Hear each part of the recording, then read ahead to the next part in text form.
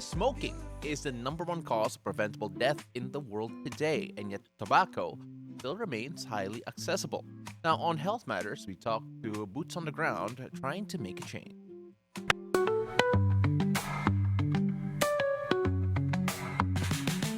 Now, ladies and gentlemen, we're joined today by Pia Rodrigo and Issa Llanos from Action for Economic Reforms. Beautiful day, Pia and Issa. Thank you so much for joining us this morning.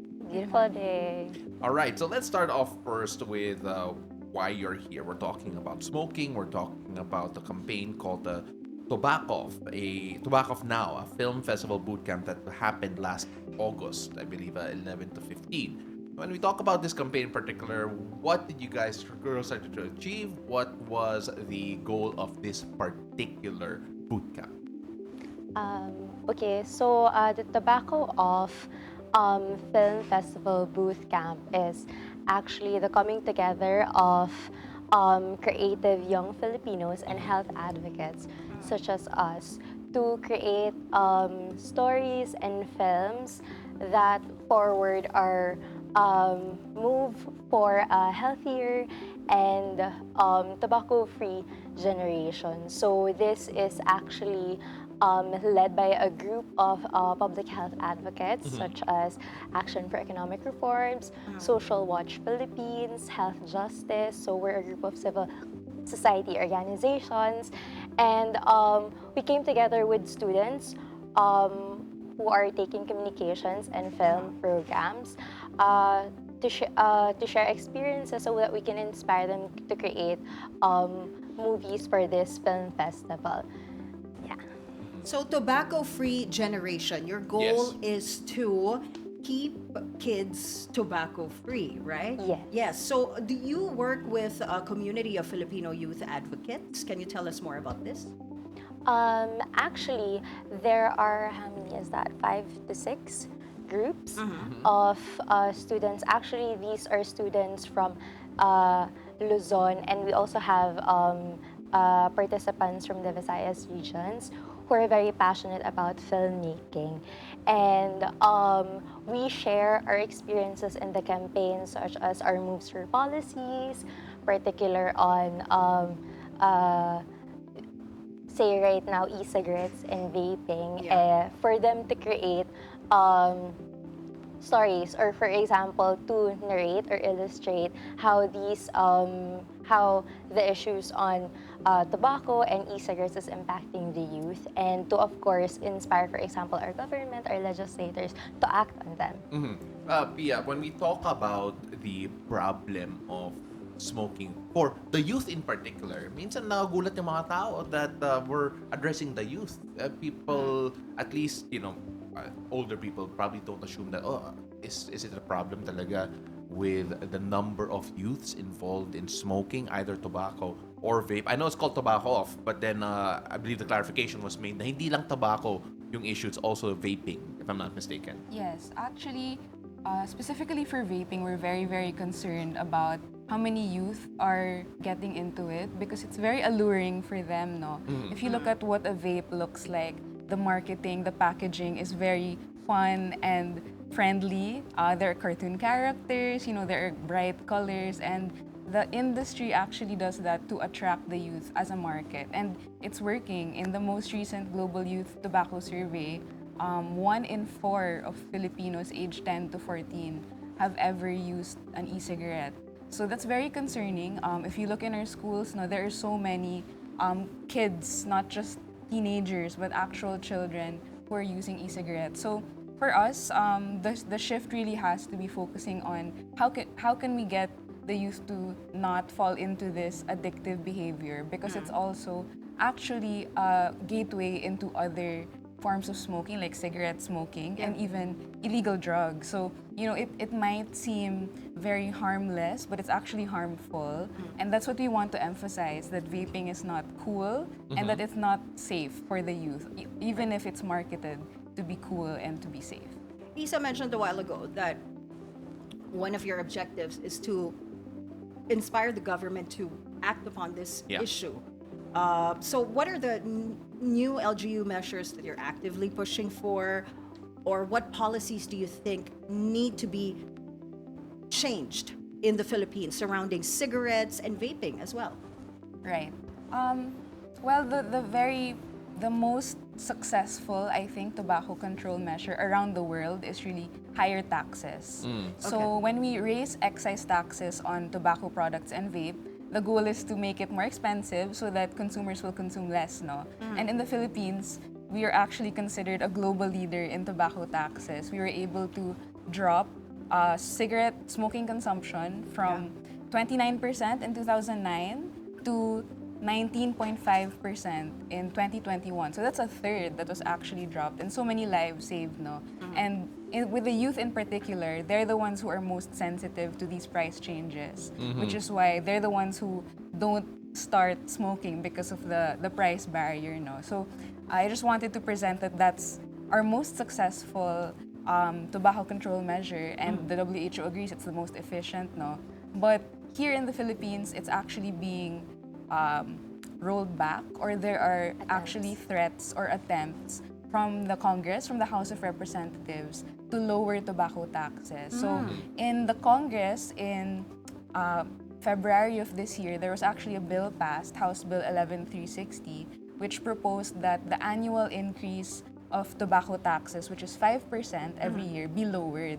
So that effectively erodes the impact of tobacco taxes, because that 5% is meant to protect against inflation Right. and increasing incomes, no? And the goal is really just to make cigarettes less affordable. So that's essentially what the proposal of House Bill 11360 was. And their argument was that the prices are too high and people are shifting to illicit smuggled cigarettes. No, but the advocates' argument is that the reason for smuggled cigarettes is not because of the high prices, but because of poor enforcement at borders, LGUs who are not very stringent in enforcing, tax administration for cigarettes and making sure that these unregistered brands don't enter. So that is one policy that we're really looking to make sure is protected, the sin taxes. And that's really our push to make sure that cigarettes don't get cheaper, because sayang naman all of our effort over the past Exactly.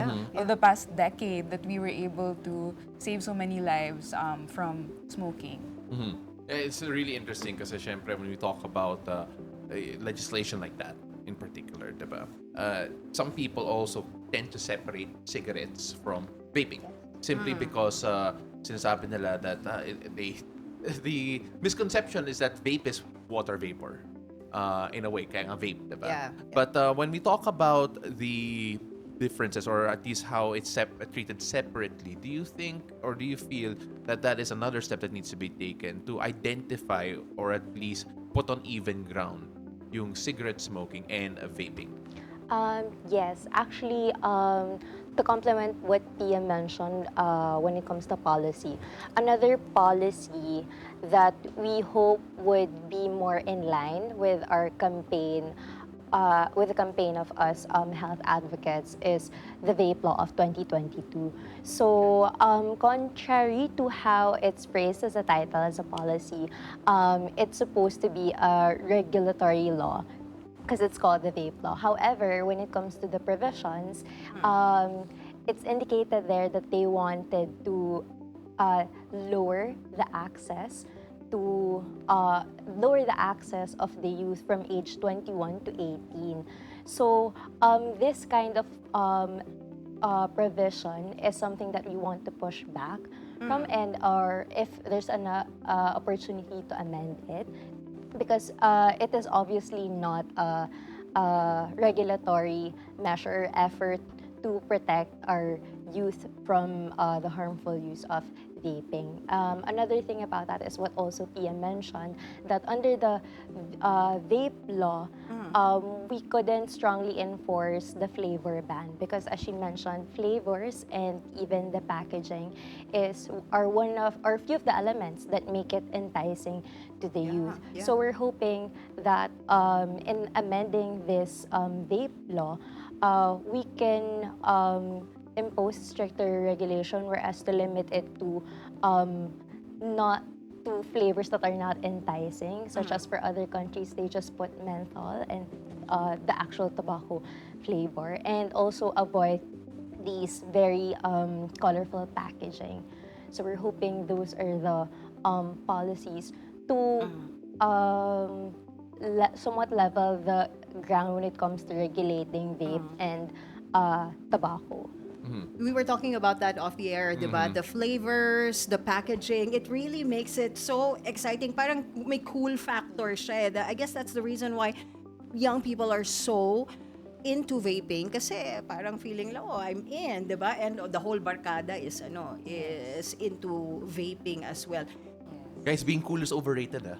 Oo, yeah. It's a very And it's subjective, diba? I mean, it's a very nice insight. Yeah. No, but no, it's really interesting because we did actually talk about it on air also. Yeah, and it's yeah. not the first time that we've talked about it. In fact, there have been some studies that we have presented here on the show with a different guest that actually talk about yung health deterrence of vaping and how it could actually be worse than tobacco smoking. Yeah. But then, going back to your point, Anne, when we talk about all of this and their challenges when it comes to that, from a global perspective, what do you feel are the biggest challenges that we're still addressing?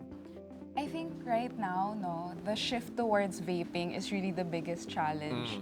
Because Okay. cigarettes, I think kahit papaano we were able to chip away at the narrative of cigarettes being cool. Because if you remember, maybe 50 years ago, it was so normalized. And, even before that, no, doctors were prescribed or were saying that we're promoting cigarettes. So there's been such a shift in the narrative and the culture around cigarettes. I think we have successfully denormalized it. But the tobacco industry is very innovative. They continue to, develop these products. So it's not just actually vape products or e-cigarette products. It's also heated tobacco products, and there are some other nicotine products that the tobacco industry creates. So I think that's really the number one thing that the global tobacco control community is focusing on.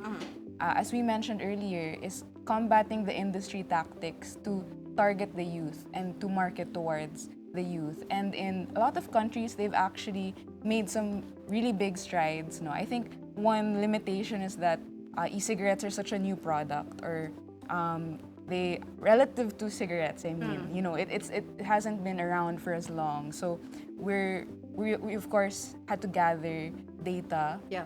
But it's very quickly coming in. Just last year, the first vape e-cigarette related death, EVALI, it's called EVALI. It's e-cigarette and vape associated lung injury in the Philippines was reported. Yes, we talked about that with our guest, the guest pulmonologist. And Yes. she did give us those facts. Yeah. Yes, it's very concerning, no, because Yes. this patient was healthy. Yeah, totally healthy. Totally healthy, but a vapor, an e-cigarette Yeah, user, no. yeah. And so the data is really coming in. I think it's more of a matter of reporting also, making sure that we're able to note, no, because I think it's very much underreported, the deaths and the illnesses due to e-cigarettes here in the Philippines. So that's really the focus, making sure that we get to protect our youth, because from a business perspective, they're the ones who are going to be using it longer, Right. because they have long lives ahead of them, Yeah. hopefully, right? So that's Well, not if they vape not that if much. they vape, I mean, exactly. I'm just saying. And that is But the reason why they're why here. they're being targeted. Yeah. Yeah. Yes, exactly. I mean, it's just it's a fantastic cause that you two are advocating, and of course, it is a problem. Has been a problem for a while in terms of young health, and of course, vape is relatively new, and we're combating it in a different way. So I mean, we applaud you for your efforts, especially with the latest one, the Tobaccoff Now Film Festival Bootcamp.